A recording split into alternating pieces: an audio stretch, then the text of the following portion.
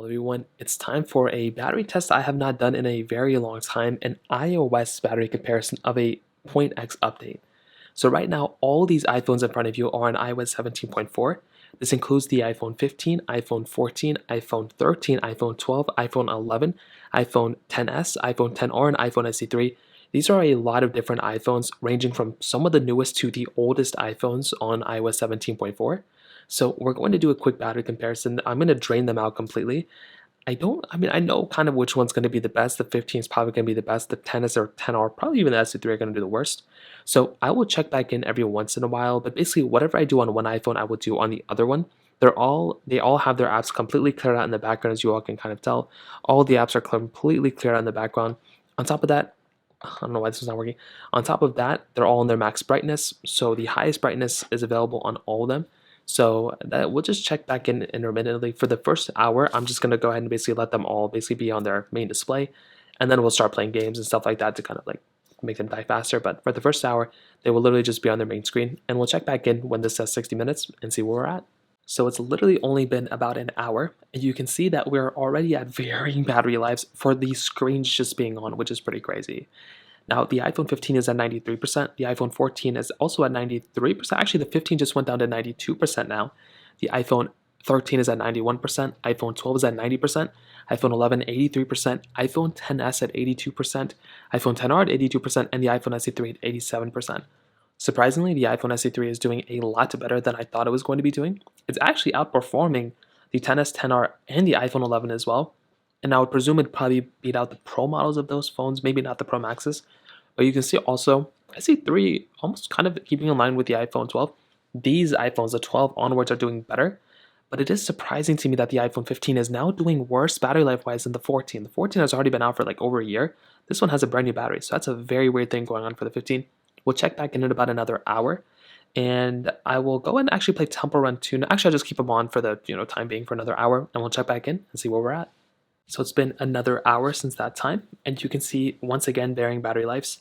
The iPhone 15 is at 82%, iPhone 14 at 82% as well, iPhone 13 at 79%, iPhone 12 at 74%, iPhone 11 at 63%, iPhone XS at 62%, iPhone XR at 59%, it just went down right now, and the iPhone SE3 at 71%. Right now, the iPhone SE3 is outperforming the iPhone XS, XR, and 11, which is pretty good. All the other iPhones are kind of, I'm surprised these two are neck and neck, because when I did my first initial battery comparison test, I don't really think it was that big of a difference. I thought the 15 was actually doing a better job at that time, but I guess I'll look back on those videos and see. The iPhone 13 is doing fairly well as well, just a little bit behind these two iPhones. The iPhone 12 is doing not as good as the 13, but it's kind of expected. The iPhone 11 doing better than the iPhone XS and XR, but the iPhone SE3 honestly is surprising me the most because it's still hanging around these particular iPhones. And all these iPhones are kind of hot right now, at least what I'm feeling. Now I'll go and load up Temple Run 2, and then I'll go and let them die out from there. I'm expecting this battery comparison test to last for a bit of time, so we'll check back in a little bit of time and basically see where these iPhones are at that time. So it's been a little bit over an hour since we last checked in. So let's go and hop out of these. I literally just went for a run, so let me go and hop out of all these. Now, the iPhone XR literally just got into that low power panel. So you can see kind of what's going on here. If we go and hop out of all of these, you can see what battery life. So the iPhone XS is at 25%, iPhone XR is at 20%, the iPhone SE2 is at 40%, doing twice as good as the iPhone XR, iPhone 15 65%, iPhone 14 62%, iPhone 13 57%, 12 47%, and the iPhone 11 at 29%. Still surprising to me, the SE2 is doing better than the XS, XR, and the iPhone 11. The iPhone 12 doing better than the iPhone SE2, which is interesting.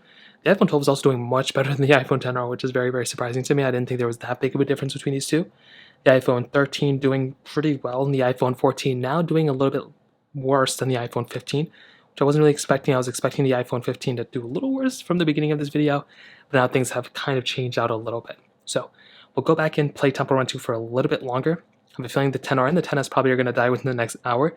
So we'll check back in about another hour and basically see where we're at from there. So it's been another like 40 minutes even since the last time we checked in. And you can see once again we're at varying battery lives. So if we go and hop out of all of these, funny enough, these particular iPhones have kind of gotten a little bit more interesting. So you can see that the iPhone XS 5%, XR 3%, iPhone SE2 24%, iPhone 11 12%, iPhone 12 33%, iPhone 13 45%, 14 52%, and the 15 at 55%. So once again, they're kind of all over the place right now. I'm assuming that a lot of these devices will end up dying in the next like 10 minutes. I think these two are going to die. I think the iPhone 11 is probably going to end up dying very soon as well. So within the next hour, we're probably going to see a bunch of different devices die out. So we'll check back in about another hour and basically see where we're at. So it's been about another hour, and you can see we are at, once again, varying battery lives. So if we go and hop out of here, you can see actually these three phones ended up dying as I expected them to die. But you can see we're still, I mean, the SE3 did end up buying or, overtaking these devices, which was actually pretty crazy. So you can see right here, the iPhone 15 is at 39%, 14 is at 34%, 13 is at 26%, 12 is at 10%, and the SE3 is at 3%. So overall, definitely some pretty big changes. I will definitely tell you, we're going to go and do the exact same thing. The 12 is, actually the SE3 is going to die, then the 12 is going to die. And these three are actually going to be doing pretty well. So we'll check back in about another hour or so and basically see where we're at. So it's been about another hour, and we are now at the 6-hour mark exactly. All these other phones died. This one died at the 5-hour, 42-minute mark. The SE3 died at 5-hour and 29 minutes. Hopping out of all of these, you can see we are once again at varying battery lives. The iPhone 15 is at 27%, the iPhone 14 is at 20%, the iPhone 13 is at 10%. So we're kind of seeing what I was expecting, kind of where the iPhone 15 was going to do better. Early on, the 14 was doing better, but I guess we're starting to see some very interesting stuff kind of going on. So we will go ahead and go back into Temple Run 2. We'll load them back up. We'll check back in another hour. I think the 13 is probably going to be dead, but I guess we'll see what happens. Well, everyone, there was one left at the end of the day, which was the iPhone 15. And this one ended up, I guess, lasting 9%, while the other ones ended up finally dying. So what do we end up learning here? Well, the first thing I'll definitely tell you is that definitely the iPhone 15 did a much better job than I initially thought it was going to do. On iOS 17.4, a device like the iPhone 15 is definitely going to be giving you the best battery life out of the standard sized iPhones comparatively. The iPhone SE3 is a little bit of a different story because this iPhone is a little bit of a smaller, size.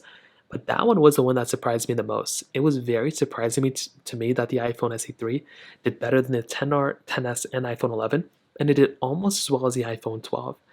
I've always had a love-hate relationship with the iPhone SE3. It was more like a okay-hate relationship. I've never really loved the iPhone SE3, but I would say this kind of surprised me a little bit, and that was very, very surprising to me. Right now with the iPhone 15, I think this is a great iPhone. It has the best battery life, but the 14 really wasn't that far behind at 7 hours and 15 minutes. I mean, that was just like 2 minutes ago. So if you're wanting the best iPhone comparatively for the best battery life, definitely a device like the iPhone 15 from these sizes is going to be giving you the best battery life. But I still think the iPhone 14 does a really, really good job too. And there's only about like a 10% difference between these two, which is big. But if you're not really killing your iPhone battery life, this is probably going to be fine. Even a device like the iPhone 13 is probably going to be fine. The 12 is probably going to be fine for a lot of people too. So that kind of covers it up here. If you have any other thoughts or questions, let me know in the comment section below. Hit the like button, that will mean so much, but definitely hit that subscribe button. More importantly than everything else, I love every single one of you guys. Hopefully I'll catch you guys in the next video. Peace out till then.